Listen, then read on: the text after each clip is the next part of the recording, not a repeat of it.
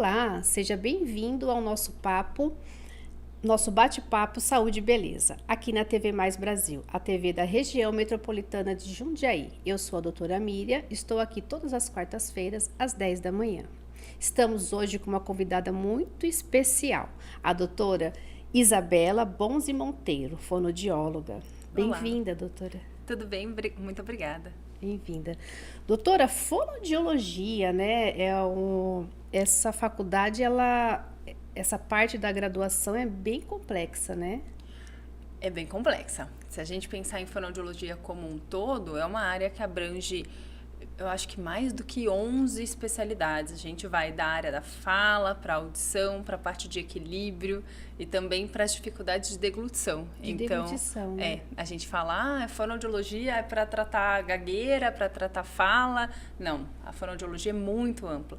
E cada vez mais a gente percebe que é possível trabalhar com todos os públicos, com todas as idades, em todos os campos, desde empresa, escola, clínica, atendimento de crianças pequenas, atendimento de bebê. Então, é uma área enorme e muita coisa para ser trabalhada.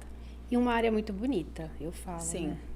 Doutora, a sua especialização é na voz? Como é que funciona? Isso, eu sou especialista em voz, então eu me formei bacharel em fonoaudiologia e aí, desde que eu estava na faculdade, eu já sabia que meu negócio era criança maior, adulto, essa parte de comunicação, essa parte de voz, e aí eu fiz um curso de especialização voltado para isso.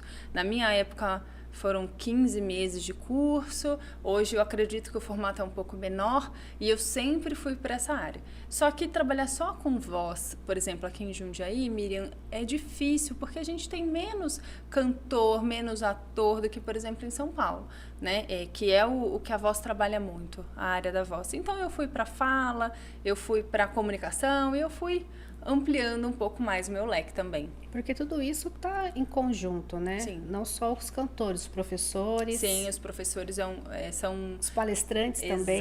Exato. A gente tem essa divisão, né, de voz falada e voz cantada. A voz cantada é muito forte.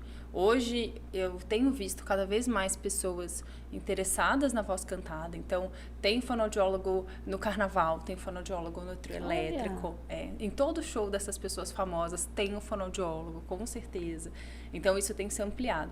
E na voz falada, a gente vê o professor, o palestrante, as pessoas que querem falar nas redes sociais. Então, todo mundo procura a gente para aprimorar a comunicação. Não adianta a gente só fazer um curso aí de comunicação se a gente não consegue trabalhar melhor a nossa fala. Exato. Até porque uma coisa é você fazer o que você acha que é, o que é intuitivo. A outra coisa é você saber se colocar com uma boa postura, falar com uma fala bem modulada, com a velocidade correta, com a articulação correta dos sons. Então, esse cuidado na comunicação, ele deixa a fala mais fácil. Então, eu falo de uma maneira que você me entende, sem ruído, sem erros, e eu garanto, ou pelo menos tento garantir, que você vai entender melhor o que eu estou falando. Doutora, a ansiedade atrapalha muito essa fala? Ela atrapalha, Miriam. A voz fala? Ela atrapalha, porque quando estamos ansiosos, a primeira coisa, né, que acontece é aquele suor, a taquicardia. E em relação à fala, o que a gente vê é uma fala acelerada. Então, eu quero dar conta de falar logo, porque eu tô tão ansiosa que eu quero terminar logo. E aí, na hora que eu falo muito rápido, eu engulo palavras, eu falo sem nenhuma melodia, sem nenhum cuidado, eu me atropelo com a mão, eu começo a balançar demais a mão e isso atrapalha a fala. A gente falar que pessoas ansiosas falam mal, não é verdade. Mas naquele pico de ansiedade, a chance da pessoa falar mal é maior. É maior. E aí o interlocutor não vai entender. Ou ele vai ficar um pouco confuso com toda aquela fala. Tem distúrbios que afetam a fala? Muitos, muitos. A gente vai começar lá na infância, tá bom? Tá. A primeira coisa que mais se fala hoje é em relação a crianças com algum tipo de transtorno. Então, a síndrome de Down, o autismo, por exemplo, eles têm alterações físicas, musculares e também de maneira de falar, de linguagem, né? Então, uma criança autista, por exemplo, é o jeito de colocar as palavras, é uma fala mais monótona. Então, a gente tem esse tipo de alteração lá na primeira infância. Na hora que eu cresço ali, na adolescência, eu tenho os meninos passando por muda vocal. Então, hoje a voz tá fina, amanhã tá grossa, aí eles não sabem se ajustar e eles alteram a forma de falar. Lá na vida adulta, a gente pode ter um AVC, por exemplo. A gente pode ter uma língua presa, né, que não foi tratada lá na infância, que a criança tinha ali o frênulo da língua, aquele freio embaixo da língua alterado, e ele vai causar alteração na fala. Mas quando a gente pensa em distúrbio que a pessoa tinha, aliás, que a pessoa não tinha e agora ela tem, eu penso num AVC, numa demência, mais por uma idade mais aí, idoso, por exemplo. Aquela ronquidão chega a ser um distúrbio ou não? Também. A rouquidão mesmo, né? A voz mais rouca. Ela pode ser causada por um dia que eu falei demais, né? Então, eu falei demais, fiquei rouco no final do meu dia. Ou mesmo uma pessoa que tem muitas vezes a fala em excesso, um abuso vocal, e aí ela vai gerando alteração de voz, vai gerando uma fenda, um nódulo, tem que tratar com o otorrino, fazer um exame e depois tratar com fono. Então, tem N situações que podem alterar tanto a voz quanto a fala. Tá. Doutora, apraxia, o que é? Apraxia é um distúrbio do movimento, da musculatura da fala. Tá. Hoje se fala muito em apraxia de fala da infância. Isso. Então, a criança, ela entende, ela tem a compreensão, ela tem a organização cerebral, mas na hora de fazer a fala, ali para musculatura, essa musculatura não é bem estabelecida. Então, a criança vai falar bola, ela tem dificuldade de organizar esses sons. Então, fica uma coisa meio enrolada. Ora ela vai falar bola, ora ela vai falar bola, ora ela vai falar outra coisa e ela vai distorcendo esses sons. Tem tratamento hoje, cada vez está mais amplo o nosso conhecimento fonoaudiológico em cima da apraxia. Então, sim, existem profissionais trabalhando em cima disso e é um trabalho bastante desafiador, mas que tem um resultado bem legal. Doutora, esse atraso da fala na criança, né? Tem algumas crianças que têm um atraso da fala e aí alguns profissionais da área deles falam que seria como é que chama? Um autismo leve. Tá. Né? Aí passa com o neuro fala que não é nenhum tipo de autismo leve, que é uma alteração, um atraso primeiro da fala. Sim. Isso, porque assim, hoje tudo é autismo, né? Infelizmente. Né? Mas isso você consegue num estudo clínico com esse paciente, uma anamnese? A gente tem que avaliar, Miriam, Tá. porque o autismo, quando chega uma criança lá com um atraso de fala, então, vamos supor, 2 anos, não fala nada ou fala muito pouco. Primeiro eu preciso tirar a história dessa criança para entender aí o que aconteceu na gestação, o que aconteceu no parto, essa primeira vidinha dela, como é que está sendo. E nesse momento a gente pega os comportamentos que podem ser comportamentos esperados ou comportamentos que nos chamam a atenção. Então, antes de eu investigar um autismo, eu tenho que pensar, essa criança compreende o que está sendo falado? Essa criança consegue responder o que os pais pedem? Ela tem comunicação não verbal? Ela faz gestos? Ou ela não fala, não faz gesto, não responde? Quem é essa criança, né? Quando a gente tem uma alteração de fala nesse início, eu acho que mais a população leiga pensa no autismo, mas nós profissionais, a gente pensa em deficiência auditiva, a gente pensa em falta de estimulação, a gente pensa numa criança que tem um ambiente cultural que não é 100%, e aí a gente também pensa num transtorno do autismo. Só que para fechar o diagnóstico de autismo, não adianta ter só um atraso de fala. Eu tenho outros comportamentos. Um comportamento com mais rigidez. A criança sempre faz a mesma coisa. A criança não tem boa compreensão. A criança tem interesse restrito.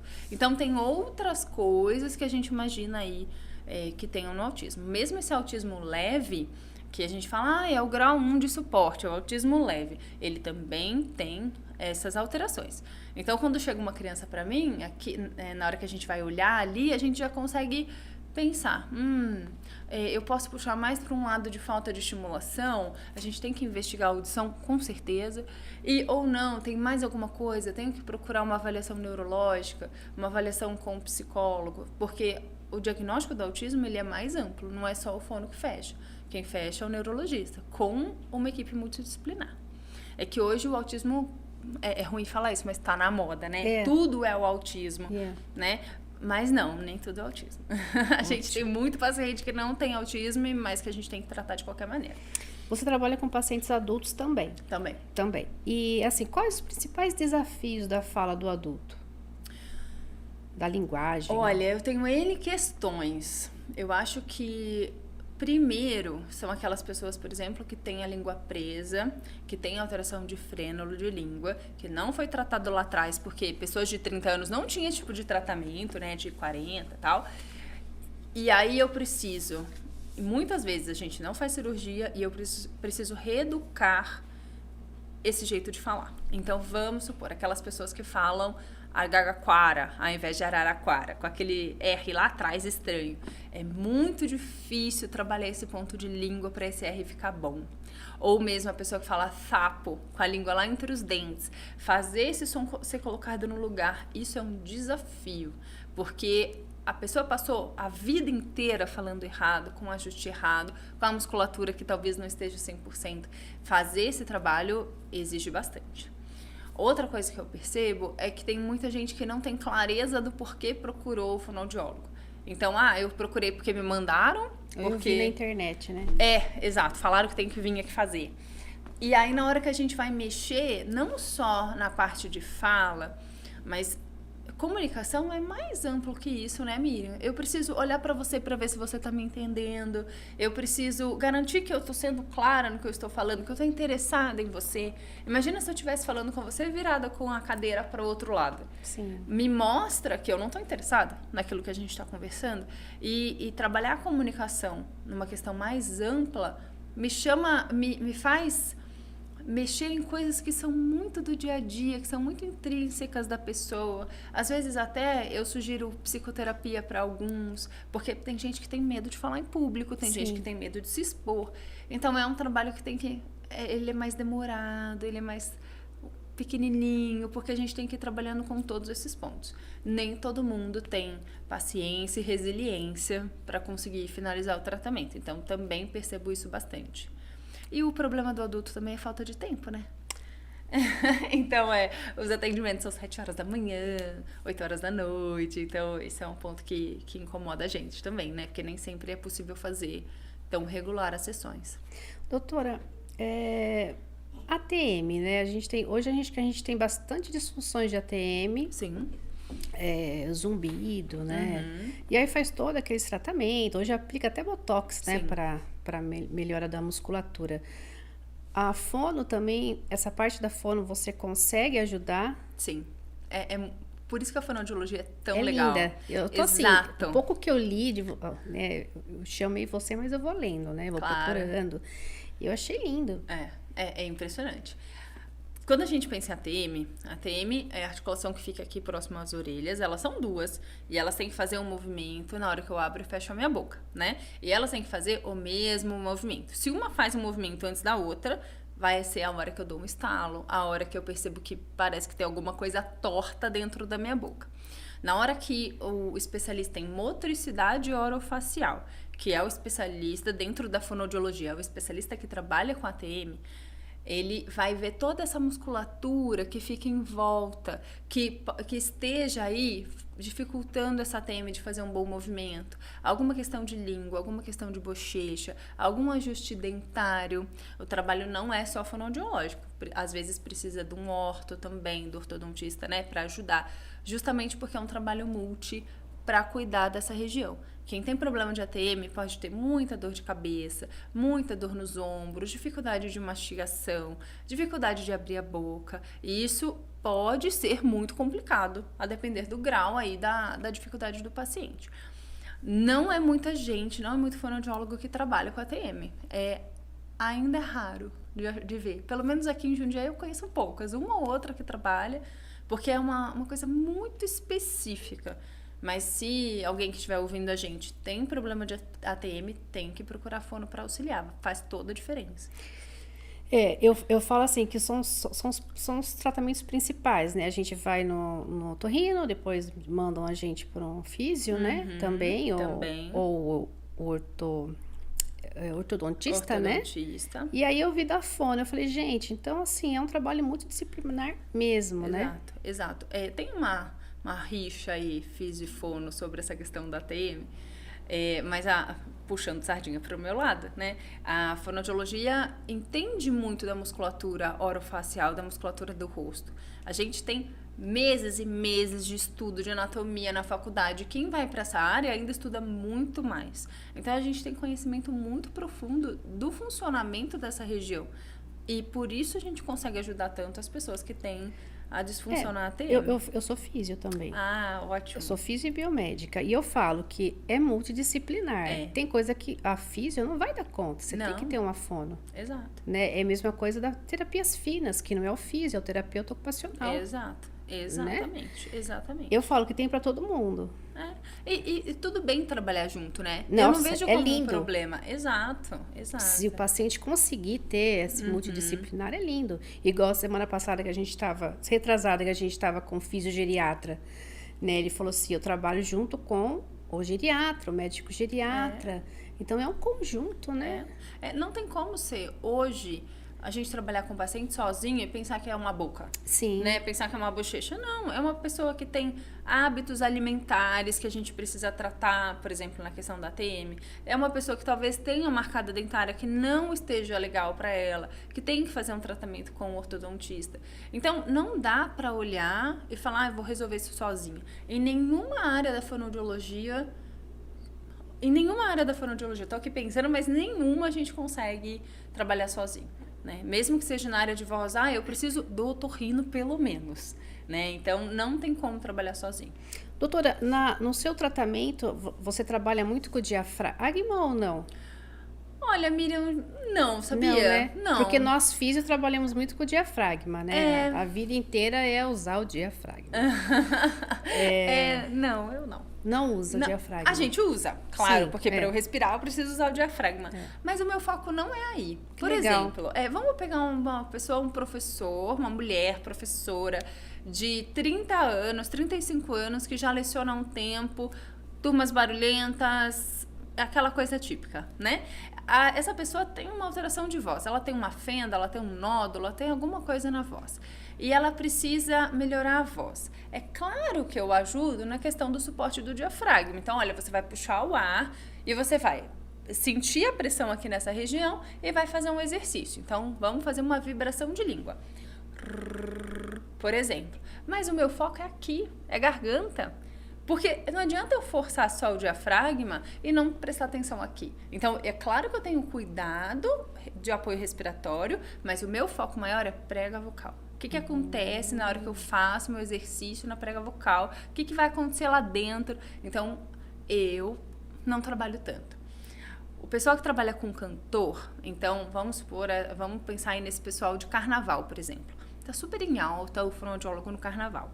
Ano que vem, quando tiver as escolas lá, você vai lembrar de mim e você vai ver um monte de fonoaudiólogo lá. Eles sim têm que trabalhar muito com essa questão respiratória. Inspiratória e expiratória. Porque o cara passa 1 hora cantando naquele barulho, em voz alta, com muita pressão e com muita alegria. Então, ela precisa trabalhar mais esse suporte respiratório do que eu no consultório com o tipo de paciente que eu tenho. Entendi. Né? Mas o nosso foco ainda é prega vocal. A prega vocal, o cuidado com o pescoço, com essa região toda de laringe. E um pouco menos com a parte respiratória. Legal. Doutora, tem algumas práticas para manter um tom de voz adequado? Porque você fala assim, eu estou numa palestra ou aqui mesmo, né? Eu começo um tom mais baixo, depois daqui a pouco eu estou num tom mais alto, ou até em sala de aula, né? Eu já fui professora em sala de aula. O aluno começa a falar, a gente já começa um tom mais alto. Tem algo para melhora? Primeira coisa é eu gosto de ampliar um pouco esse olhar, tá? Qual é o nosso objetivo quando a gente fala? Qual é a nossa emoção ou o que a gente quer passar, o que a gente quer transmitir para quem está na nossa frente? Então, vamos supor nós duas aqui. Estamos num ambiente controlado, não tem som de fora incomodando e estamos eu olhando para você a 1,5 metro de distância. Eu não preciso gritar. Tudo bem? Mas ao mesmo tempo eu preciso fazer as pessoas continuarem me ouvindo. Então eu preciso modular essa voz. Eu preciso garantir que a pessoa fale, nossa, que voz interessante, que assunto interessante. Imagina se eu chegasse e falasse, Miriam, é um prazer estar aqui com você, eu sou fonoaudióloga, trabalho com voz e a gente vai tratar da prega vocal e eu não modulo a minha voz. Em 5 minutos todo mundo vai dormir, porque não tem modulação. Certo? Agora vamos pensar numa sala de aula, nossa professora lá, exemplo que a gente está trazendo aqui. Ela precisa convencer aqueles alunos. E aí são crianças, eu jogo a voz mais fina. Oi, pessoal, bom dia, vamos aprender matemática. Quantas crianças gostam de matemática? E aí eu jogo essa voz mais pro alto, eu afino, eu faço um sorriso na voz, né? Eu trago isso. Aí eu preciso falar mais alto, com certeza. Porque senão as crianças lá do fundão, elas não vão ouvir. Então, mais do que entender a regra, é olhar para o ambiente. Vamos tratar um idoso, por exemplo, né? Ele precisa que a voz seja alta, mas a voz não pode ser fina, porque eu não estou falando com criança, eu estou falando com adulto, né? Então, eu preciso articular mais, falar, oi, senhor José, como que o senhor está? Como foi o fim de semana? E aí eu articulo mais, falo um pouco mais alto, deixo essa voz mais projetada. Então, o que eu uso de voz é de acordo com o meu interlocutor. Por isso, a gente tem que ter atenção no que a gente está fazendo.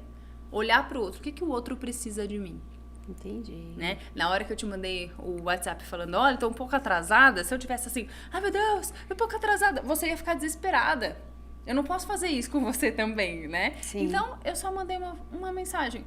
Olha, tá, trânsito, tô um pouquinho atrasada, tá tudo certo, com tranquilidade, porque eu não quero deixar você apavorada por causa de mim. Sim. Né? Então, esse é o cuidado que a gente tem que ter sempre.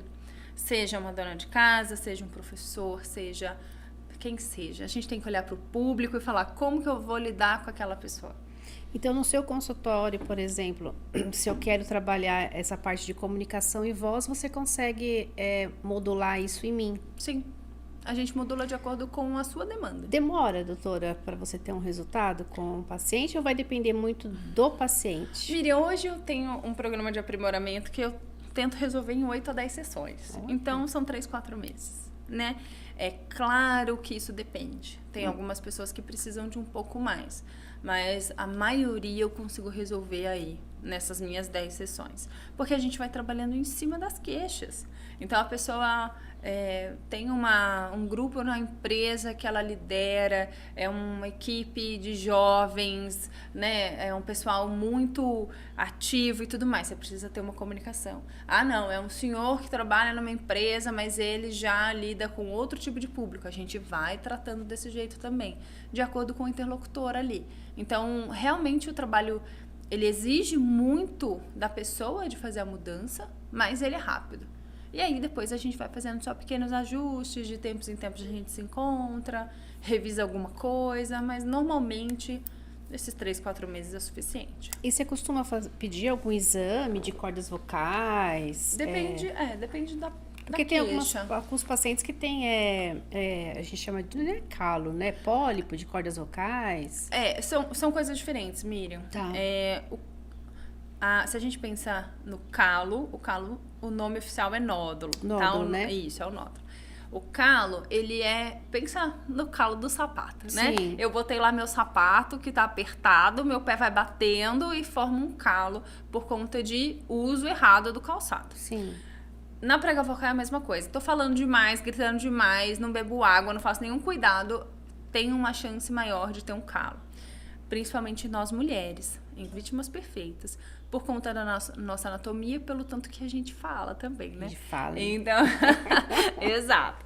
Agora, o pólipo, por exemplo, é uma outra coisa. É uma lesão que ela vem de um grito num jogo de futebol. Tá. Uma vez eu acompanhei uma paciente que ela teve foi assaltada e ela gritou muito. E aí ela teve um pólipo. E geralmente o pólipo é cirúrgico.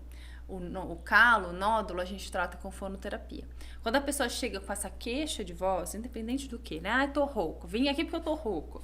Eu sempre peço o exame do otorrino. Tá. Agora, se a pessoa veio com, eu quero melhorar a minha comunicação, aí eu faço lá as perguntas, nenhuma queixa de voz, normalmente eu não peço. Tá. Se tem queixa, algum tipo de queixa, aí sim eu peço. Doutora, voltando para criança, tem algumas crianças que falam muito fino, principalmente menino. Tudo no diminutivo, né? Você já pegou paciente assim? Já. Isso é nós, mãe? Né? Porque, tipo assim, ai, nossa, seu filho já tá com 6, 7 anos, fala, o menino principalmente, fala tudo no diminutivo e fininho, né? Isso é nós que, tipo, ai, nenê, não faz isso. Vamos dar uma dica para as mães, vou até olhar para a câmera agora. Ai, por favor. Não vamos colocar mais culpa nas coitadas das mães, não necessariamente, tá? Olha só, eu posso pensar em N coisas. Primeiro, a nossa voz, ela muda ao longo da vida inteira. Então, eu tenho um bebê de 1 ano e 5 em casa. A voz dele é fininha, fininha. Já tem estudos antigos que mostram que a frequência fundamental, a frequência da voz de um bebê bate em 400 Hz. O nosso, de mulher, é 200. Então, a deles é 2 vezes mais fina, né? É muito fininha e é esperado. Ao longo do caminhar, isso vai engrossando.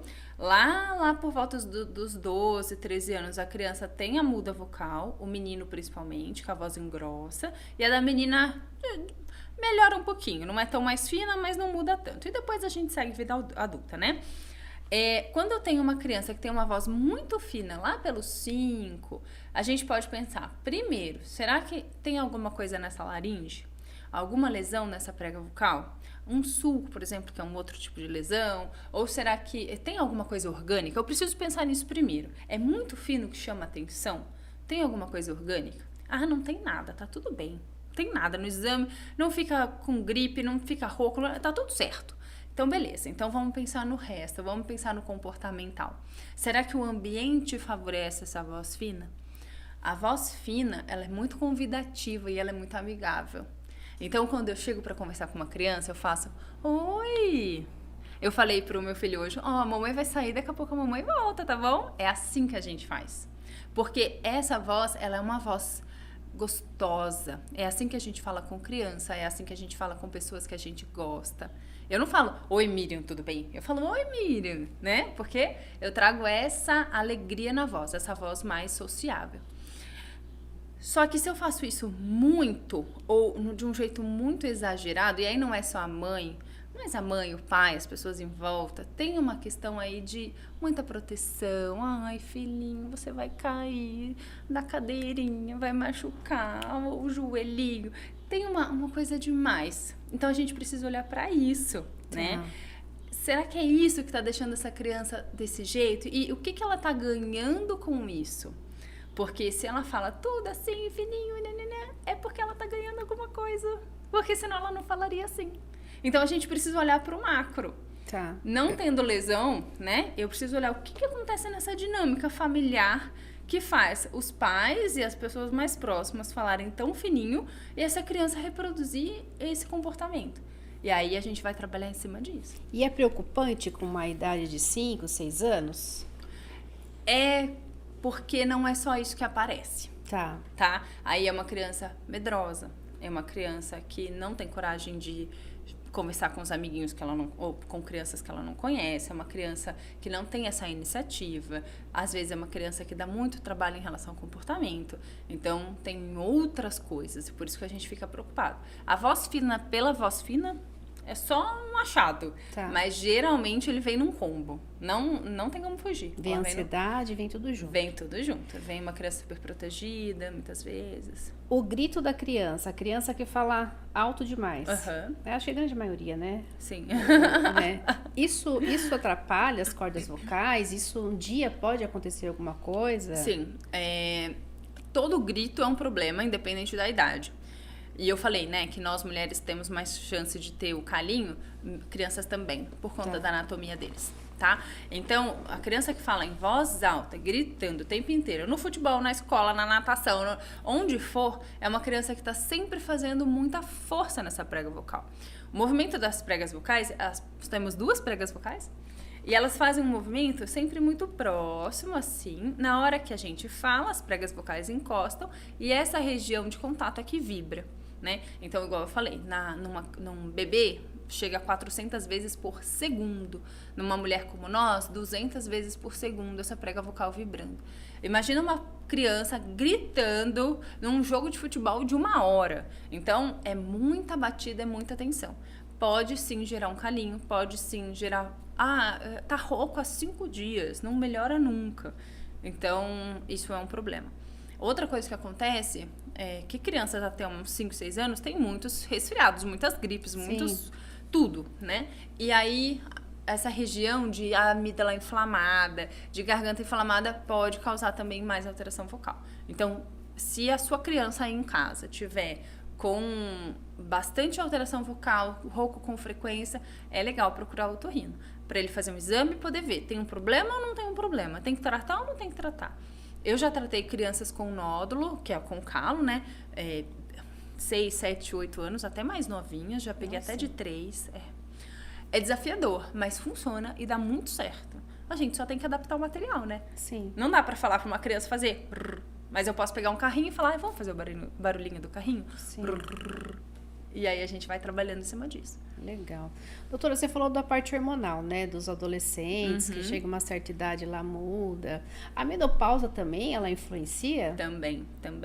A mulher, na menopausa, ela tem uma alteração hormonal muito grande, então a nossa voz, ela fica mais grossa, né? E ela fica mais pesada. Então, se a gente pegar uma pessoa que já passou pela menopausa e comparar... Hoje vai dar pra comparar, né? Porque hoje existe o WhatsApp, a gente consegue ouvir, né? Sim. Comparar a voz dela pós-menopausa e pré-menopausa, a gente percebe bastante diferença. Ela fica mais grave, ela fica mais grossa. Mulheres, na época da tensão pré-menstrual, ali também sentem diferença. A gente que não canta, não sei se você canta, não, então, a gente que nem não canta... Nem no chuveiro. Exato, então a gente que não canta não percebe nada. Mas os cantores, por exemplo, sentem também alteração vocal nessa época de menstruação. O homem, a voz fica diferente também, só que a voz do homem afina. Então, se você... Pensa aí, repara num senhor de 70 anos, a voz, ela vai perdendo aquela força da voz masculina, ela fica mais fina. A voz da mulher engrossa e a voz do homem afina. Curioso, que né? coisa, né? Curioso. E aí você consegue ajustar isso num tratamento. Dentro do que é esperado para a idade, né? Então, por exemplo, vamos voltar lá nos nossos cantores. Se a gente pega qualquer cantor desses que passou uma vida inteira aparecendo na TV, a maioria, e a gente escuta, a gente fala, nossa, a voz não mudou. Muitos deles, a voz está muito parecida, porque eles têm treinamento para isso. E na hora que eu canto, eu faço um certo ajuste e a voz fica muito parecida. Nós que não cantamos, de novo, né, que a gente não tem esse treinamento vocal tão significativo, eu consigo deixar a voz mais adequada, mas nem sempre da mesma maneira que ela era aos 40 anos, né? Porque também tem uma questão de envelhecimento. A gente consegue ajustar. Vou dar um exemplo para ficar mais claro. Eu acompanhei uma senhora de 83, 84 anos agora, foi professora a vida inteira, falou a vida inteira e agora tá ficando rouca nas reuniões de família, que ela tem 10 filhos, ela fala bastante e ela tá ficando rouca. Eu consegui ajustar para que essa rouquidão diminua, para que ela tenha mais projeção, mas eu não posso esperar que ela tenha a mesma voz de quando ela era professora, por conta da idade, por conta do envelhecimento. Do envelhecimento, desgaste. Exato. Tá. Aí a gente fala assim do uso adequado das cordas vocais e da fala. É tudo a mesma coisa? O uso adequado das cordas vocais e da fala? É uma coisa só ou não? Você pode falar pra gente. Eu posso. São parecidas, né? Apesar de eu ser especialista em voz, a voz e a fala, eles são tão próximos, porque não adianta ter uma voz se não tem fala, né? Se não tem produção de som. É a mesma coisa ao contrário. Na hora que a gente pensa nos cuidados com a voz, o nosso cuidado mesmo é evitar gritar demais, evitar o abuso vocal, se hidratar, né? É mais voltado a cuidados com essa prega vocal, cuidado para não ter tensão no pescoço, não fazer com tanta força na hora de falar, são esses tipos de cuidado. Quando a gente pensa no cuidado da fala, eu tenho mais percepção de boa articulação, de cuidado com a velocidade. Provavelmente, enquanto você faz os seus podcasts, você já deve ter pegado gente que senta aqui e começa a falar blá, blá, blá, blá, né? E muito rápido, porque tem essa ansiedade, tem esse cuidado e tudo mais, e aí fala muito rápido até perceber, até acalmar e depois fala melhor. Então, o cuidado com a fala, ele tem mais essa relação de fazer bem os sons, fazer os sons de forma cuidada, parar de falar problema, parar de falar preciso, né? Preciso, eu tenho um problema, né? As pessoas vão engolindo pedaços. Então, apesar de ser parecido, são cuidados diferentes. Mas vai tudo na mesma linha. Quando eu trato alguém, eu falo sobre tudo, porque não tem como diferenciar um do outro. A pessoa, ela vai engolindo até as plurais, né? Pois é. E eu que sou mineira. Pois é, gente. Aqui eu tô falando desse jeito, com essa cara, né, de fonoaudióloga e tal, mas em casa é badacama, que coisa. Aí meu marido fala, que coisa, né, Isabela? É isso, porque o coitado do mineiro fala, né, badacama, ali de leite, por aí vai.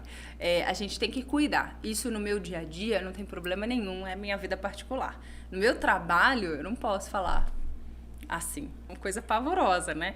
Então, a gente tem que cuidar disso. Isso é um treinamento. É um treinamento. E uma mudança de hábito. Exato. Eu posso falar, eu preciso sair, mas no meu trabalho, imagina um CEO de uma empresa falando, você precisa fazer isso. Não dá. Na hora que eu escuto, eu falo, tem alguma coisa que me incomoda. Eu gosto muito de ver propaganda política, né? Sim. Porque a gente vê cada coisa, principalmente o vereador, candidato a prefeito até que não, mas o vereador é nítido e deputado também. Na hora que a gente escuta eles falando, a gente vê que tem alguma coisa ali que foge à regra. Talvez ele se encaixe para o público dele. Então, Zé Mecânico, vamos supor, ele encaixa para o grupo do bairro que gosta dele, para o grupo que, né, frequenta o mesmo clube, mas para uma população maior, talvez não encaixe. Eu escuto falando, nossa, ele fala tudo errado. Nossa, ele... E não é só porque eu sou fono e fico observando. Sim. Dói no ouvido. A gente dói no ouvido de qualquer um, não só no meu. Então, esse cuidado precisa ter, independente, e aí depende da pessoa que está na minha frente, né? A gente adequa a nossa forma de falar ao nosso público. Por isso que lá em casa eu falo meu mineirês feliz e ninguém se incomoda. Mas eu não posso fazer isso no meu trabalho. E assim no dia a dia eu consigo, por exemplo, eu dou aula, eu vou para uma palestra, eu vou numa reunião, eu consigo trabalhar isso com você no seu consultório. Olha, doutora, eu preciso melhorar a minha fala, eu preciso falar melhor, porque Sim. hoje, daqui uns 6 meses eu tenho uma palestra. Sim. Desculpa. É um treinamento. É um treinamento. Nossa, e aí, do mesmo jeito que você escolhe a sua roupa, porque você vai dar uma palestra. Uma vez eu fui convidada para dar uma para 4.000 pessoas. Eu estava quase passando mal já. No fim das contas, não teve por conta da pandemia. Foi em abril de 20. E aí, acabou não tendo mesmo. Já tinha 6 meses que eu estava pensando em qual roupa que eu ia. Porque eu falei, meu Deus, um monte de mulher. Era a área de beleza. Eu já estava desesperada, já pensando na roupa. Do mesmo jeito que a gente pensa na roupa, na maquiagem, no cabelo, eu preciso pensar na forma que eu falo. Não adianta chegar lá e falar, vou falar qualquer coisa de qualquer jeito. Não, eu preciso cuidar desse meu jeito de falar, né? É sempre assim, Miriam, por exemplo. Você vai falar com um grupo de idosos lá que moram no lugar X. Eu preciso adequar. Se eu começar a falar um monte de termo técnico, ninguém vai entender nada. E eu vou sair com a sensação de que eu sou ótima. E o pobre coitado que tá lá vai falar, não valeu pra nada, não entendi. Então, a gente adequa a forma de falar, a gente adequa conteúdo. E é para todo lugar. Você não fala com a sua filha do mesmo jeito que você fala comigo. Sim. E não tem como. São pessoas diferentes, são idades diferentes. Esse é o cuidado. Muito disso é intuitivo. Eu ensino lá no meu consultório, a gente trabalha. Mas muito disso é intuitivo e as pessoas não têm cuidado e não têm percepção disso. Né? Porque é fácil, em muitas situações, a gente perceber a forma de falar. É claro, vou falar em público, eu tenho um treinamento específico, o trabalho é outro, né? Aí a gente tem que deixar isso mais moldado. Por exemplo, hoje nas redes sociais, né? Muitas pessoas acham que aquilo Peguei a câmera e falei. Não, tem muito trabalho ali por trás. Até a bolsinha da marca XYZ que eu deixei atrás me mostra alguma coisa. A gente olha e fala, nossa, que bolsa bonita, que marca que é? Me mostra poder, né? Tá falando, olha como eu tenho dinheiro para comprar aquilo. E tudo na rede social é muito trabalhado. A fala também.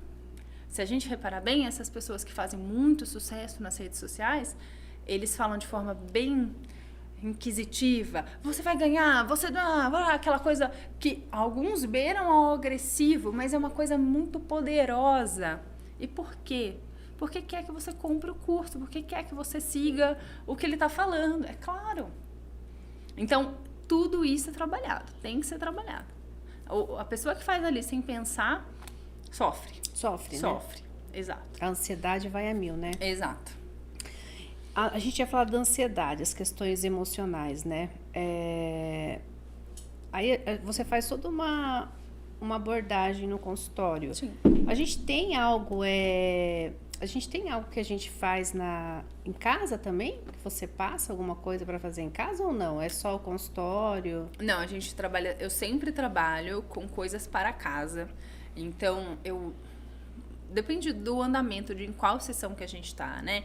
Mas eu sempre passo, vamos assistir um vídeo, vamos fazer um exercício. Por exemplo, articulação. A pessoa quer falar de forma mais clara, de forma mais projetada. Não adianta eu fazer lá os meus trava-línguas no consultório e ela só voltar semana que vem. Entendi. Né? Tem gente que fala muito mal, né, Miriam? Fala Sim. tudo enrolado aqui, assim, se mexer a boca. Eu preciso trabalhar todo dia aquela movimentação. Então, sempre tem um exercício, um dever de casa, um exercício para casa. E eu sempre oriento os pacientes a fazerem na hora que der. Então, é no carro, é no banho, então vai fazer. Mas não deixa de fazer. E aí você percebe no retorno se a pessoa fez ou não. Claramente. Né? Porque você vai ter uma resposta na próxima sessão. E ela me traz a resposta. Porque o trabalho, se bem feito, executado bem feito em casa, na outra semana a pessoa fala, nossa, ninguém mais reclamou que não me entende. Porque a queixa é sempre essa, né? Eu falo e ninguém entende. As pessoas pedem para eu repetir porque eu falei e ninguém entendeu nada. Ou eu fui numa reunião e eu me enrolei e não consegui falar nada. E aí essas queixas, elas vão sendo diminuídas. Então a gente sabe quem faz e quem não faz, né? Doutora, você falou do freno, né? Da língua. A gente tem aquele lábios também leporino que fala. Sim. Isso atrapalha muito? É que é uma musculatura também, né? Atrapalha, Miriam. Atrapalha sim. Eu acredito que a maioria de nós não tenha contato com as fissuras palatinas, que é o nome, né, verdadeiro, porque essas pessoas, elas vão procurar centros de reabilitação muito específicos. A gente tem aquele centrinho de Bauru, por exemplo, que é muito forte nisso. Mas a fissura palatina, ela pode ser unilateral ou bilateral. Então, geralmente a gente vê, é só um cortezinho no lábio, aquela cicatriz que já foi feita. Mas tem gente que tem o céu da boca inteiro aberto. Aberto, né? Até a garganta lá, até a campainha, até a úvula. E aí eu posso ter unilateral ou bilateral. No fechamento, lá na hora que era um feto ainda, né? No fechamento do céu da boca e toda essa região, o fechamento não foi completo. Por isso que a gente tem as laterais, mas a gente não tem o centro aqui, né? Que aí fica com corte no lábio ou no céu da boca. Isso atrapalha a dentição, isso atrapalha a musculatura, porque se não tem o osso finalizado, a musculatura também não existe. Geralmente tem uma alteração do nariz, né, das partes ali do nariz. E o tratamento, ele é muito complexo. Então, pegamos um bebezinho lá com fissura. Primeiro tem que tratar a mamada, né? Então, a mamada, ela é diferente do que a mamada de quem não tem a fissura. Depois vai para cirurgia, são N cirurgias para reconstruir isso. Em algum momento entra a fono para trabalhar a fala. Porque se eu pensar, por exemplo, num som do ma, né? Mamãe. O mamãe, ele é um som que vem pelo nariz, é um ma. Quando a gente tá gripada, a gente fala babai, né? Na hora que eu tenho essa abertura do céu da boca, todos os sons são nasais. Então aqui em cima, fanho. E aí eu preciso tratar isso, mas eu preciso ensinar essa criança a falar com a voz aqui na boca e não no nariz. E não no nariz. Então é um trabalho fonoaudiológico longo. Às vezes a gente fica com sequela sim. Essas crianças, esses adultos ficam com sequela muito pequenas comparado ao problema inicial. mas a gente vai dando jeito ali, né? É uma pessoa que... Hoje a gente tem um caminho melhor, né? Tem, exatamente. Mas tem que fazer tudo isso desde cedo. Infelizmente, lá no interior do Brasil, a gente ainda encontra pessoas que têm fissuras imensas e que não foram tratadas. E aí, na hora que vem com 8, 9 anos de idade, a gente tem muito mais dificuldade de tratar, né? Quando a cirurgia é feita lá de bebezinho e vai fazendo acompanhamento e vai tratando isso e a fono entra junto, a melhora é gritante. Quando é só uma fissura de lábio, é mais fácil ainda. Mas sempre tem casos complicados, né? A chupeta. Você que tem filho, né? Ai, meu Deus do céu. A chupeta, ela atrapalha? Com certeza, com certeza. Não só o dente, né? Todo mundo pode ter uma desculpa pela qual deu chupeta pro filho e tá tudo certo, né? A maternidade é aquela coisa, faça o que é possível e não faça o que o livro te manda. Sim. Mas se a gente pensar de forma real, né? A chupeta, ela causa N alterações. A gente começa com posicionamento de língua diferente na chupeta do que no peito da mãe. Então, na hora que eu vou lá, coloco o bebezinho para mamar no meu peito, ele faz um posicionamento de língua para aquele leite sair. Na hora que eu tô ali na chupeta, minha língua entra de uma outra maneira, fica embaixo daquele bico de silicone. Ali não tem função nutritiva nenhuma, então é só o sugar, né? Ali para dar uma acalmada. Então, começa daí. A gente tem a parte dentária, então a chupeta ela pode causar um céu da boca mais arredondado, né? A gente pode ter uma distorção de dentes mesmo. Os ortodontistas ficam desesperados com chupetas de uso prolongado, porque a gente vê aquelas crianças rindo com aquela mordidona aberta. Sim. Né? Então a língua vai lá na frente. A gente tem alteração de fala, porque se essa língua se esse dente está aberto, essa língua tem espaço, a fala vai vir alterada. Não tem como fugir. E por último, tem uma questão de apego, né? Então, não. Apego, meu Deus. Exato. Aí falam assim, né? Não, mas aí, senão vai querer ficar chupetando a mãe o dia inteiro. Tá bom, mas lá na frente, com 3, 4 anos, você precisa tirar essa chupeta, você vai ter problema também. Então, eu optei por não dar, por exemplo. Foi uma reclamação infinita de muitas pessoas. Mas, Isabela, por quê? Eu optei em não dar. A gente vai ter reclamação dos dois lados. Exato. Né? Se você dá, você vai ter reclamação. Se você não dá, você vai ter reclamação. Exatamente. Mas é uma questão que eu sempre vejo. Assim, no meu filho, por exemplo, ele já tem o céu da boca bem curvadinho. A dentista dele já falou... Aí eu falei, imagina uma chupeta aqui dentro. Meu Deus. Então a chupeta é um problema. Como eu falei mais cedo, né? A gente precisa também tirar um pouco de culpa da mãe. Sim. É o que é possível, né? Mas sabendo do risco, não é, ninguém me avisou que a chupeta faz mal. Não, você sabe que faz mal. Aí você decide, dependendo da demanda que você tem, né? Sim. Então, e tem uma outra coisa que tem se falado muito, é a questão de criança com alteração do freiozinho da língua, não da chupeta. Porque ele já tem uma alteração de língua. E aí essa chupeta na boca pode atrapalhar ainda mais. Piora ainda mais. Piora a situação muscular como um todo. Ótimo. Aonde a gente te encontra, doutora? Onde é o seu consultório? Legal. Meu consultório é no The One Office, que é aquele prédio espelhado no início da Avenida Jundiaí. Estou nas redes sociais também, é Isabela Bonzi, Isabela com S, 2 L's. E é isso, eu não trabalho em outro lugar hoje em dia, tá bom, lá no consultório. Faz online também, doutora? Faça online, funciona super bem. Legal. Principalmente com crianças maiores e adultos. Tá. Funciona super bem. Eu tenho muitos pacientes naquela época da pandemia.